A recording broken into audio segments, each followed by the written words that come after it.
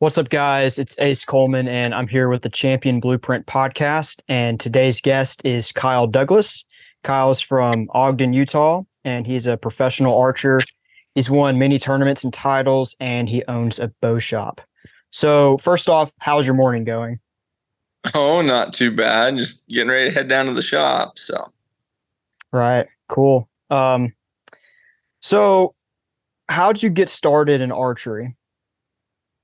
I guess I started when I was a little kid. Ever since I was old enough, I just shot little, toy bows and whatnot growing up with the little suction cup arrows and stuff. And then just kind of graduated from there, and I always kind of shot a bow. And then I started going to a kids league when I was young, and kind of fell in love with it there, got hooked there. And then they talked, the guys running the league talked me into going to a tournament one weekend, and it just kind of snowballed from there. I had a good buddy, Court Baird, used to shoot a bunch with me growing up, and then my brother Colt, and we all just kind of started going to tournaments together and traveling around, and it just kind of took off, and we just went more and more and more. So Yeah, that's awesome, man. Yeah, I wish I got started at an age where I could shoot suction cup arrows, but um, that's cool. So yeah, did you have like you talked about, shooting with your brother? Did you have like any coaches or mentors that you can look back to and say this guy really helped me out when I was first getting started? yeah, kind of. The guys around the league, a guy by the name of Lance Gibson. He helped me out a bunch when I was getting started, and just kind of showed us stuff and whatnot. And we did some lessons with him and stuff, just, because we didn't know anything. So he just kind of helped us along as we went. And then I actually did, Logan Wild helped me a couple times. My dad had us take some lessons from him, and he just kind of almost helped me with the transition of, learning to work on my equipment and what I need to do to make my bow do what it needs to do and stuff like that. So that helped a bunch and just kind of jump started me there too. Yeah, so I know like Rio, they live in Pocatello, Idaho. Yeah, Yeah, so so how far living are you from around there? here. Pocatello is about 2 hours or so, but Logan was actually living down here at the time. Back when I was a kid, I'm not sure what city, somewhere down around like the Salt Lake area, kind of. So we'd run down there, and, I took a handful of lessons from him. Awesome, man. That's one Never heck of had a mentor. yeah, I never had like a real, like a coach the whole time. I just kind of took a few lessons here and there from some different guys, and you just to kind of help you get over the hump a little bit faster. You can learn everything on your own, but it's a little bit faster sometimes if somebody can kind of shortcut it for you. Absolutely. So anyway, what's the significant challenge that you faced that, let's say, Logan helped you with getting over that hump? I would say the biggest thing he helped me with was mostly like, knowing when it's you and when it's your equipment and how to set your equipment up to help you rather than hinder you. Just little stuff like tuning stuff and bow setup and making sure like draw length is, perfect and things like that. And also like, simple stuff when you're first started that you don't know, like, we were, shooting indoor at the time or whatever. And he's like, well, if you made a good shot and you didn't hit the middle, click your sight. That's what it's for, and then if it moves back later on, click it back. You don't need to just think, oh, it's me, I made a weird shot or something like that. Click your sight. There's no reason losing points. Then click it back if it comes back. Just the small little stuff like that, that you kind of get hung up on, was the big things. Yeah, for sure. I heard Rio say that once at a tournament. He's like, you bought all the clicks in your sight, right? So yeah. Anyway, so what advice would you give archers that are young and they're like, I kind of want to shoot in the pro class one day? A big thing I would say for me is dedication. You're never going to make it to the pro class without absolute dedication. It's got to pretty much, archery is going to consume your life if you're wanting to get to that point. It's not something that you can do, 1 or 2 days a week and expect that kind of success out of it. It's something you're going to be doing every day. And it's something that you really have to work towards. If you just go out there and shoot every day, yeah, you'll get better, but it's not going to do what you need to do. You got to go out there with a purpose. You got to have things to work on, and kind of have a plan to to work towards getting better. And, another big thing for me is being able to self-analyze. There's a lot of people out there that just do the same thing. They're doing something that's not working, but they don't change anything. They just keep practicing doing the same thing, expecting it to get better. You've got to be able to look at yourself and figure out, okay, if this isn't working, why am I screwed? Like, what is going wrong? Why is it going wrong? And how do I fix it? And that's the way to get better. Absolutely. Well, like I asked someone the other day, what are you doing to get better? And she said, I'm practicing. And like, she's going to kill me for talking about this, but yeah. So like, I just kind of picked her brain a little bit, but yeah, absolutely. Making sure that you can like analyze, okay, what can I do to get better, and really like zoning in. That's going to help so much. So, okay. So what do you do to contribute to like health in your life? So like we can talk about your physical health, like relationships, like eating, stuff like that. I don't do anything too special. I a big thing for me, I guess, archery and like nutrition and stuff like that. You try not to eat like tons and tons of junk food. I do have a pretty bad sweet tooth, as you can tell, but a lot of guys like going to tournaments. People will go to a tournament and then they'll be like, oh, I got to eat super healthy because I'm at a tournament and I have to try and perform and whatever. No, you need to do the same thing that you do at home every day. If you drink a Red Bull every morning, drink a Red Bull every morning at a tournament. You don't want to do things that will upset your system and throw you off. You want to do the exact same thing that you would do as if it was a day at home practicing. Mental health and stuff like that. I feel like I'm pretty lucky. I feel like I'm pretty strong in that aspect. But a big thing like archery wise is just, working on confidence and stuff like that. That's a big thing that a lot of people struggle with. But just you try and, I guess, when you're shooting, you're not thinking about all the other things that are going on around you and whatnot. You're there for a job and you're going to get that job done. You're not worried about what's going to happen, what you're going to eat for dinner, what happened last night. You're there to focus. And then once you're done shooting, then all that other stuff can come back in and you can worry about whatever you need to worry about. So that's kind of what I do. That's awesome, man. So yeah, don't go to a tournament and just like pound a bunch of crap food, and work on your confidence. So what exactly, like if someone was struggling with their confidence, what would you tell them to do? That's a tough one. There's a lot of ways around it, and it's something you're always going to have to work on. There's a few different sports psychologists and stuff out there that can help with that. But a big thing for me is finding something, if you're struggling with confidence, find something that you do well and kind of, remind yourself of that. And think of the things that you do right. And then just kind of start from there and just build it up. Say you do 99% of everything right, and there's one little thing that just keeps bugging you. Worry about the stuff that you're doing right, and just keep building your confidence in that.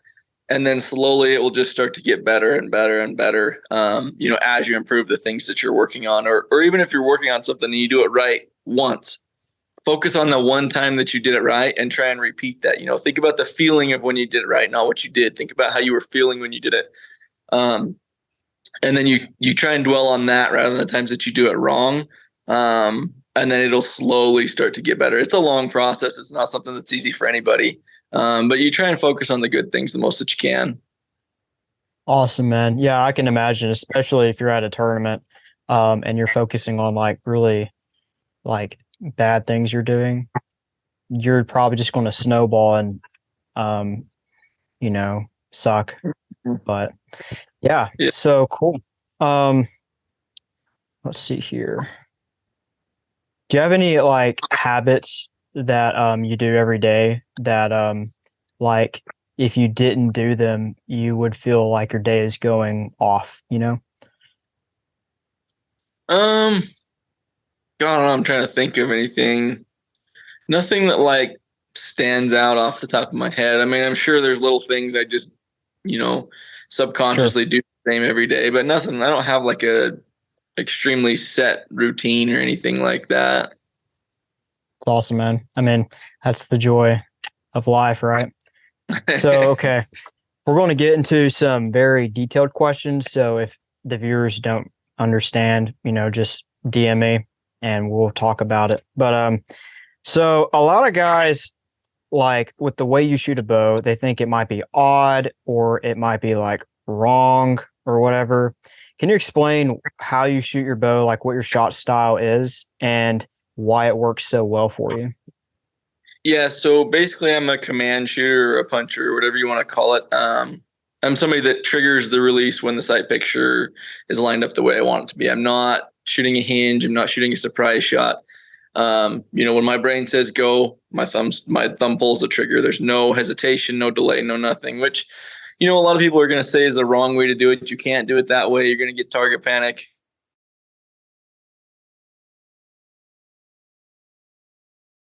And you definitely can't rear when they've got target panic or started punching or whatever, but it just works for me. I shot with a hinge or a back tension forever. As soon as I started into target archery, that's kind of what I got started with, and learned that and just kept shooting it forever. And eventually I got to the point where I was really, really close to winning some big tournaments, but just never could quite seal the deal. And one day it all of a sudden just clicked. It's like, you know what? If I could just shoot the bow when my pin's in the middle, I'd never miss. And then it was just like, well, I can't shoot the bow when the pin's in the middle. All I have to do is touch the trigger. And one day it just clicked and I switched and it's just worked for me ever since, and you're definitely fighting a different demon, and with like a surprise shot, you're fighting like the dip bangs or not being in the middle when it goes off. When you're punching, you're worried about, the anticipation and stuff like that. So that's definitely something you have to keep a close eye on. And if it starts creeping up on you, you just got to nip it in the butt and get rid of it before it ever creates a problem. So, and I still shoot essentially the same shot that I did with the hinge. I'm still loading really hard into the bow. I'm pulling through the back wall really aggressively. If you were to watch me shoot, you would most likely never know that I was punching the trigger because my thumb is usually wrapped all the way around the trigger and I'm just barely touching it off. So, there's people that say I don't punch, but I, I definitely do. Right. So how do you fight anticipation? You just can't. I guess if you expect to get target panic, you're going to get target panic. I don't care what's going on. So that's just not something that I let be a possibility. As soon as I start to get some anticipation or whatever, I just mentally just kind of conquer it. Like, you know what? No matter what happens on this shot, I'm putting the pin in the middle and I'm not shooting it until the pin's sitting in the middle the way I want it to. And you just kind of overpower it, I guess. It's something, you don't let it be something that you're afraid of or that controls you. As soon as you're afraid of getting target panic, you're starting down a bad road. Absolutely. Now, you're not saying target panic doesn't exist. You're just saying that if you don't focus on it, like we talked about earlier, if you're focusing on the good things and what you can control, then you don't have to worry about the bad things. So kind of, sort of, yeah. If you don't dwell on it, you're not going to give it a place to fester in your mind, and that's when it creates a problem. You just get rid of it before it ever is a problem. And there's definitely certain people that it works better for than others. You've got to have the right mindset and the right mental control to be able to be a command shooter. It's definitely not for everybody. There's some people I know that have tried it and just crashed and burned really bad. There's other people that I know that have tried it that it worked really well for. It's probably not something that I would recommend for most people, but there are a few of us that it does work really well for. For sure. So as far as your bow setup, what makes a setup shoot really well for you? Like, what are the variables that you look at the most to make sure a setup is good? I would say, a big thing for me is forgiveness. I need a bow that I know if the pin's in the middle, that's where the arrow's going, even if I happen to make a shot that's just a little bit weird or something. I guess if I'm setting up a bow, the most crucial things for me, draw length is number one. Draw length has to be absolutely on the money. But draw length, loop length, and peep height are probably the three most critical things in a bow to me. Tuning matters, but not near as much as draw length does. So once I get everything set up where the bow feels good, the holding weight's good, the draw weight's where I want it, peep height, loop length, and draw length are all perfect. I do that through aiming. I'm adjusting those depending on what my aim looks like. And then I work on tuning, and I'll start out with like a bullet hole, and then I'll play with some things from there. Generally, I end up with just a slightly high left tear. There's a bunch of reasons, guys. There's a lot of guys that tend to run that as well. And there's a lot of reasons different people think that it works. One of the main ones is going to be that it sort of gives your arrow direction, where if you're shooting a perfect bullet hole, guys will argue that, say you make a little bit of a mistake on the shot, well, that arrow could come out of there going right, could come out going left, up, down, who knows, because it was perfectly balanced to start with. Or if you're already coming out a little bit high left, it's still going to do that. It's just going to maybe get a little bit better, a little bit worse, because it kind of has a direction as it leaves the bow. I do think there's a little bit behind that's kind of true. But honestly, for the most part, I can take a bow that shoots anywhere from a perfect bullet hole to a 1-inch tear, whether it's left or high or whatever. And there's very little difference in the way that bow shoots, and you're just trying to find the sweet spot. And there's a lot of it comes into play with the arrow. You're playing with point weight, you're playing with vanes. I think, big vanes, and even like a 4-fletch will correct a lot of mistakes, tune wise or shooter, and kind of help mask that. So I do feel like I can get away with a little bit less tuning when I'm running a 4-fletch. Not that I do any less tuning, but say something changes on my bow and comes out of whack, I don't notice it as much as I do if I'm shooting something that don't have a lot of vane on it, or that's just very minimal control on the back of the arrow. So, but yeah, the biggest thing I look for is something that I'm confident at home, that I know, I can tell a difference when I'm shooting at home and practicing. I know whether my bow is ready to go win a tournament or not, or whether it's just going to shoot okay. And a lot of that comes down to forgiveness.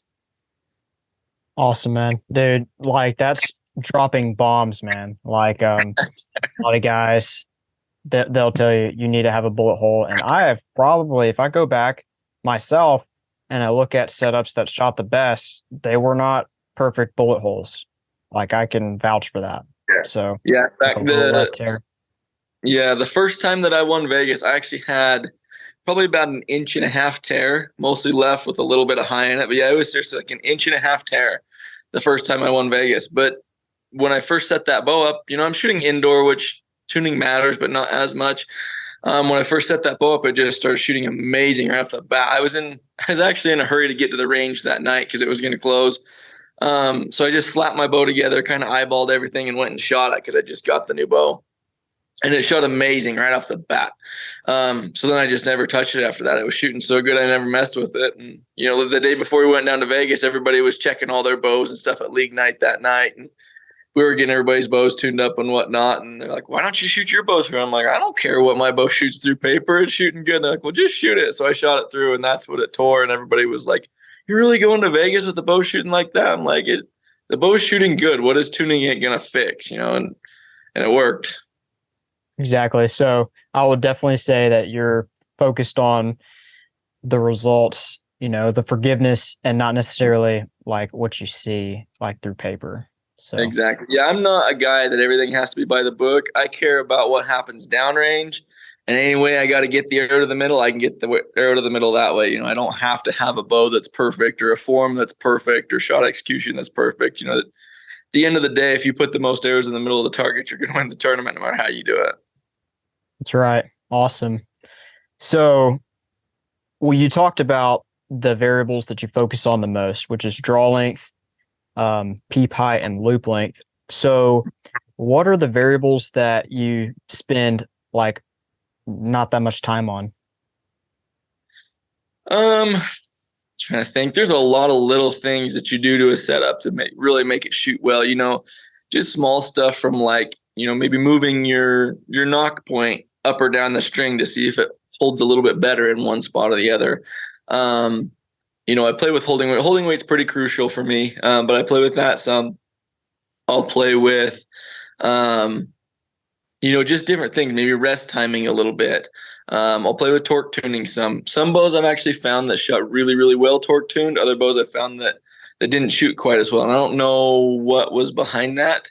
But lately I have been torque tuning everything and making sure that's going good.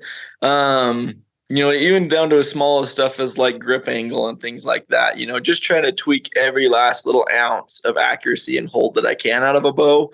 I'm going to do that. So, stabilizer weights and angles and all sorts of little stuff like that. So to really get a setup to perform the way it needs to, there's a lot of time spent getting things right. And I tend to, at the start of the season, I tend to spend a ton of time working on equipment, making sure things are perfect. And once I get things going the way that I need to, I don't spend near as much time working on the equipment and focus more on me, because I know if my bow's doing exactly what it needs to do and nothing has changed, it's not the bow's fault. It's my fault if something starts going weird. Words of wisdom. It's awesome. So what is your definition of the mental game, and what do you do to work on it? Definition of a mental game, I guess, is just, the mental state of mind that you have while you're shooting and how well you keep yourself under control. There's, I guess, several things to the mental game for me. First thing would be knowing what your tendencies are when you get under pressure. Everybody practices so that they're shooting well in practice. There's actually been times where I'll shoot like the most perfect 30X you've ever seen in practice, and I'll go tear my whole bow apart because I know it won't hold up when I get under pressure. So I know my tendencies when I get under pressure, and I try and set up the bow or work on my form and stuff to kind of combat that, I guess, because I know when I get at a tournament, I'm going to be under pressure. I'm going to feel the nerves. I don't care who they are. If they tell you they're not nervous in the shoot off in Vegas, they're lying to you. Everybody's nervous out there. But you just don't let it affect you. You know you're going to be nervous. You shoot through it just like any other day, and you don't let it take control over you. So I guess the first part is making sure your equipment is set up to perform under pressure, not in practice. Second thing I would say, is when you're shooting, is trying not to let the bad thoughts come through. You don't want to stand up there on the line and, oh, I hope this one goes in the middle type of deal. You want to be, confident. And for me, it's more aggressive, kind of an aggressive mindset when I'm shooting. I guess I'm not really a super relaxed, smooth, easy shooter. I tend to load up super hard into my back wall, load really hard in the bow, put the pin in the middle, and execute the shot. I'm not somebody that waits on the shot, where I'm a command shooter. So to me, it's just kind of taking control of the situation and making it go the way that I want it to go, and not letting the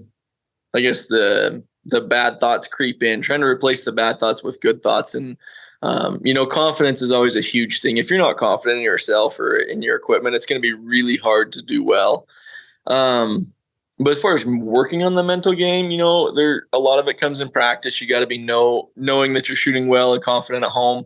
And also trying to, even in practice, there's several things, I'll do, like say I'm, shooting at home and I've got a 30X game going. I haven't missed any X's and it comes down to the last end. Maybe like there's been times where purposely I will try and hype myself up. Like, oh, you're in this tournament right now. You got to put these 3 arrows in the middle, or if not, you're not going to win the tournament, and try and get some nerves flowing and the blood pumping and stuff at home to know what I need to fix or work on. A lot of guys, they'll be shooting and they're like, oh, I can't screw up my 300. I got the last three or whatever, so don't even think about it or whatever. And to me, I've got to the point now where I try and purposely think about all the bad things that I can in practice and try and like go the opposite of what I should and screw myself up and make sure that I can still shoot through that, even though what I'm thinking that way. And then it helps me know, what I need to work on, what I can do to overpower those thoughts and stuff like that.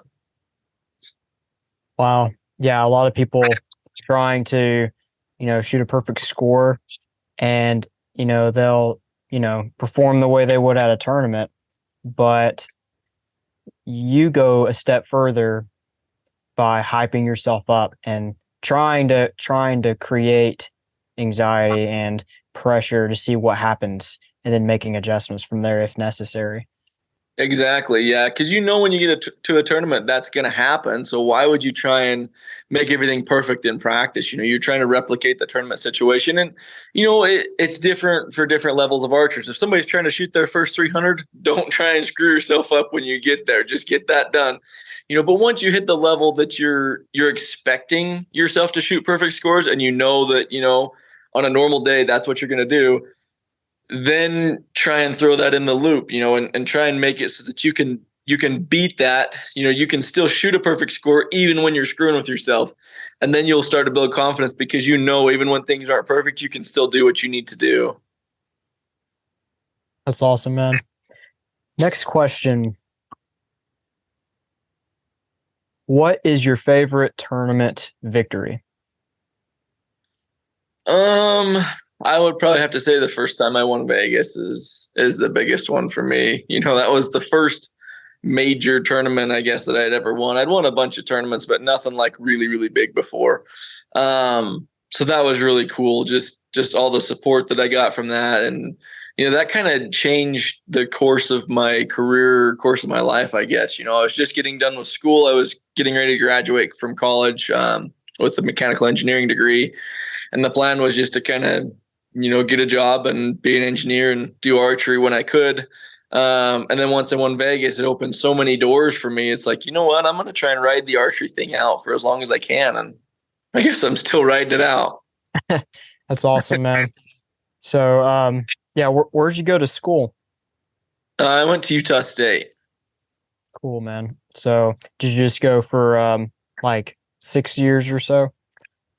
I think it took me, trying to remember, 4.5 or so. I took my first semester off that fall after high school. Then I went to school, and then I graduated in spring of 2020 from college. So awesome. Yeah, right in the middle of COVID. Yeah. Man, so do you think you can use your mechanical engineering expertise in the archery industry?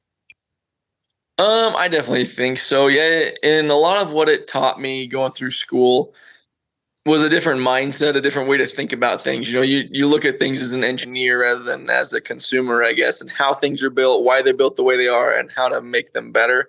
So I'm always constantly thinking about stuff with my bow or my setups or whatever that I could maybe improve or do better. And a lot of times you'll see me with like some who knows what part on my bow that I built myself or whatever to make it do what I wanted it to do. It's been a long time since I've shot just a perfectly stock bow. So I do think that helps, with that stuff. And I do think, potentially someday maybe that could lead to a job in the industry, having a degree and being a shooter and stuff like that. So. Yeah, awesome. So you own a bow shop. What's it like trying to balance providing a great shop experience with preparing for tournaments? That one's tricky for me. That one turns into a lot of early mornings and late nights, especially during the busy season. Like during the summer when the shop is really humming, it's not a normal day for me, show up to the shop at say 6 a.m. and not leave till midnight. It's turns into a lot of long hours trying to, make sure that I shoot enough to where I'm prepared for tournaments and making sure that I get everybody else's equipment, ready for them, in a timely manner. And, now I'm starting to get to the point where I've got another guy working for me. My dad helps me a bunch at the shop. And I can start to rely on those guys to help me as well, especially as the shop grows. I kind of need some help to go along. But yeah, it's just a total grind when the shop's busy. I'm somebody that's always trying to help others and trying to, it kills me when I make somebody wait for me to get their bow done. If I've got bows hanging on the rack in the shop that need to get done, I just stay there until they're done. So it's definitely burning the candle at both ends, but you make it work. Whatever you got to do to make it work, you do. Just have a very long candle, I guess. You hope, yeah. So how much do you feel like you need to practice before you go to a tournament? That really depends on what I'm doing, on if I'm working on equipment, if everything's going the way it needs to, and I'm just practicing, just to kind of maintain. I would say, the most time I spend shooting is when I'm trying to dial in a setup or rework a setup. I spend a ton of time working on that and making sure that everything is perfect. If I feel like my bow is doing whatever it needs to do, everything is perfect with the bow, I feel like I'm shooting really great, then I kind of back off and don't shoot as much. I feel like you can almost overshoot if you're doing really well. Like if I feel like I'm shooting amazing, everything's working perfect, I may only shoot for an hour or half hour, whatever a day, just to maintain, keep my muscles in shape, keep that, I guess, keep in the rhythm of everything, and just kind of keep things flowing smooth. Where if I'm working out kinks or I've got, stuff form wise I'm working on, I'll spend a lot of time at the range. I may be there shooting for 4, 5, 6, 8 hours, if I need to. So it totally varies depending on the time of year and how I'm feeling about my shooting. If I have a tournament coming up and I don't feel like I'm shooting the way I need to, I spend hours and hours and hours at the range trying to really get things figured out, because there's no sense me going to a tournament if I don't feel like I'm ready. So I try and spend a ton of time preparing. But if I feel like I'm shooting at the very top of my game, everything's going well, I don't need to keep shooting, because I feel like you can overshoot and almost make it get worse because you start overanalyzing everything rather than just, shoot a few arrows, keep that flow going, and just roll that into the tournament. Wow. It's a great balance, I'm sure. So, okay. So you've accomplished a lot in archery, and I'm sure you shoot a lot of really high scores in practice. So how do you continually focus on improving your game? there's always something to work on. I'm never satisfied with everything I'm shooting. In fact, I can't remember. I don't know if I've ever shot a tournament where I thought I couldn't have done any better there. There's always times when you can shoot better. You shoot a 30x, you could have shot one that was tighter groups. I shoot a 30 something up score at ASA. Well, there was still a couple out there that you missed that you could have got. There's always room for improvement. I've never shot a round where I didn't feel like I could shoot that any better. So I'm always trying to work towards that and improve things and get better. And in practice, there's always things that, I'm constantly working on little stuff that I just, out of nowhere just kind of creeps in on you and you start doing things wrong or whatever. And you're always trying to just correct those and keep working to get better. I don't care who you are. You're making mistakes. Nobody's perfect. So I'm always just trying to work on every little thing that I can to try and improve my game, and I'm trying to step up. I'm trying to push the game farther and trying to hit that next level just like everybody else is. There's always something out there better. Nobody shot a perfect 40 up round at ASA yet, so I'm trying to push myself towards something like that. And then once somebody does that, then it's going to be an 80 up. There's always room for improvement to get better. Awesome. Yeah. So like in practice, do you like keep up with inside out X's like on a Vegas face? Not really, no, but you can tell, when you're shooting around, you can really tell if you're absolutely just pounding the middle out or if you're just catching the edges. Sure. Not like it makes any difference in score, but it definitely makes you feel better when you shoot one that you're just pounding the inside out of the X ring, all day. For sure. Okay. So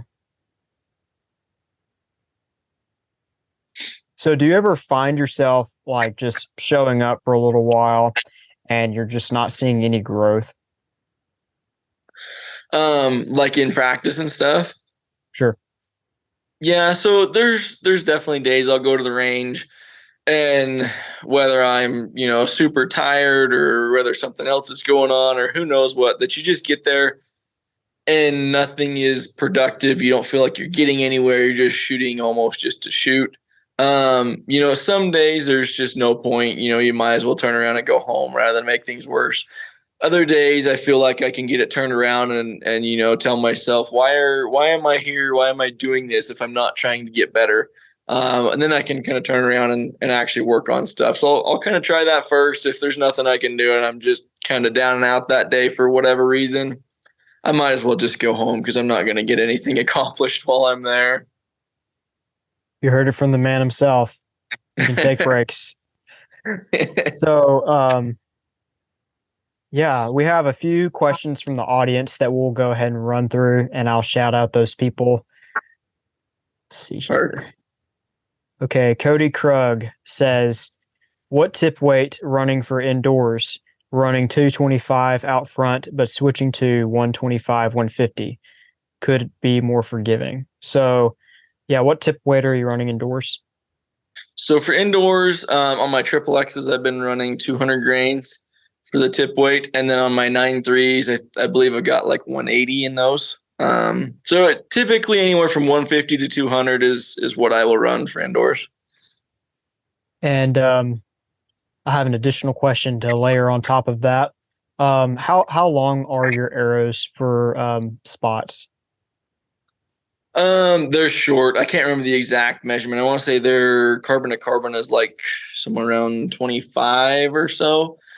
Super Sure. short. They're cut just barely past my rest a little bit. So I never really measured my arrow length. I just cut them a little bit past my rest, and whatever it is, it is.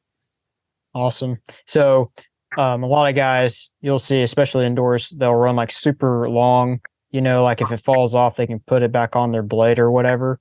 So, what's the advantage of running so close to your rest? For me, I just feel like I get a little bit more forgiveness out of it that way. There's a lot of different theories behind it. Gillingham is kind of the one that got me started on that, and it's just always worked really well for me. And kind of something that we tend to think is that, you get that tip weight a little bit closer to your rest, and it doesn't have as much leverage. So if things get out of alignment on your shot, it's easier for your rest to steer that arrow as it's leaving because it doesn't have all that leverage. It's not way out of whack to start with, so it can correct a little bit easier. I do believe that kind of makes a little bit of a difference. But I've always just found short arrows to shoot good for me. I've never had a reason to run a longer arrow. Mine have always been super forgiving. I agree with that personally. So, Isaac Bedford says, why hasn't he shot a deer yet? It's not for a lack of trying, that's for sure. Yeah. So tell me about like your hunting season so far. We started out here in Utah. I went up opening weekend with my brother. Helped him shoot a bull here opening weekend. He was kind of up to bat first this year, so we got his out of the way, and then had to go to a tournament the next weekend. And then I think after that I went up to Idaho deer hunting. Found a really solid buck up there. Just never could quite get him killed. Got real close the one day. I think it was within about 50 or 60 or so, and a storm rolled through and the wind started tumbling and doing weird stuff and blew out on me there. And then lately I've been hunting Montana for elk. And I've been real close a few times, just haven't quite had things line up. It's been a rough year. Everywhere I go, there seems to be a ton of people and not very many elk. So we'll get her figured out. One of these days I'll get an arrow in something, hopefully. Yeah, hopefully. I'm sure you will. So Sean Schaefer says, what does his sight picture look like going through his process after anchor? Side picture, I guess. So I try to come down from the top, and relax down into the target rather than come in from the bottom. So I'll kind of anchor, settle in. Usually about the time I'm anchoring, it seems like my pins kind of come into the center of the target. From there, I try and direct my focus to the target instead of my pin. And it's different for different things, I guess. 3D aim is totally different than, say, indoor aim. Indoor aim, I'm just staring a hole through the middle. The pin kind of floats around and does what it does. And basically, my sight picture is what's going to fire the shot for me. So as soon as my pin kind of comes in, it's floating, it kind of centers up and slows down in the middle. Boom, my shot fires. I'm not sitting there waiting on it forever. As soon as it settles up and gives me the sight picture I like, it's gone. 3D, you're kind of more of picking spots to aim at, and it's kind of coming on and off more. You're trying to go 2 inches above this arrow and 3 inches left of this crease line or whatever. So it's more of a dynamic aiming process, I guess. It's not just stare at the target and let the pin center itself. But essentially for me, with my shot style, the sight picture is what's going to fire the shot. As soon as my brain sees the sight picture that it likes, boom, my thumb touches the trigger and the arrow's gone. Awesome. So I have one final question concerning with how you shoot. How do you like smack the button, or do you just like kind of set your thumb on it like slowly, or do you just like move it really fast? So usually every now and then I get one where there's a little gap between my thumb and the button, but normally on almost every shot, my thumb will be resting on the trigger just with a very light amount of pressure on it. And then when everything lines up and the sight picture is the way it needs to be, my thumb just touches it off. So it's just barely has to just touch it off because it's my trigger set really light. I've already got just a little bit of pressure on there, kind of in the pad of my thumb there. And then when my brain says go, my thumb just touches it and it's gone. Awesome. So where can people find you on social media? Instagram and Facebook, I guess, is where I'm at. I believe Instagram would be Kyle.Douglas1. Facebook is Kyle Douglas Professional Archer. You kind of look me up there. So I'm not the greatest at social media, but that's definitely one of the goals, is working on that and getting things better. So hopefully you guys should see some more stuff coming from me here soon. Awesome, man. Well, it was a pleasure to have you on today, and I hope you have a good rest of your day, man. You too. Thanks for having me.